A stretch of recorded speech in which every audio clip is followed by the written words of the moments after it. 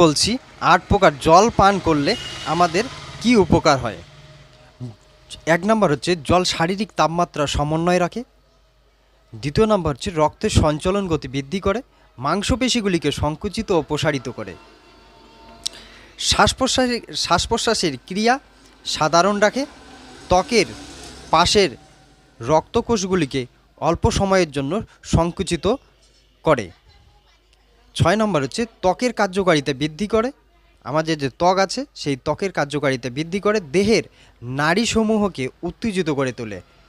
আর last number হচ্ছে পরিপাক শক্তিকে বৃদ্ধি করে। তো অনেকেই আমরা জানি যে জল পিপাসার জন্য আমরা পান করি, জল পান করলে আপনার এই সুবিধাটা আপনি পাবেন। আর এগুলো জল যদি নিয়মিত আপনি সঠিকভাবে জল পান না করেন, আপনার শরীরে রোগের বাসা তৈরি হবে। তো হচ্ছে মিনিমাম আপনি হচ্ছে 2 থেকে 3 লিটার জল পান করবেন। আজকে এখানে রাখছি, আবার দেখাবে নেক্সট।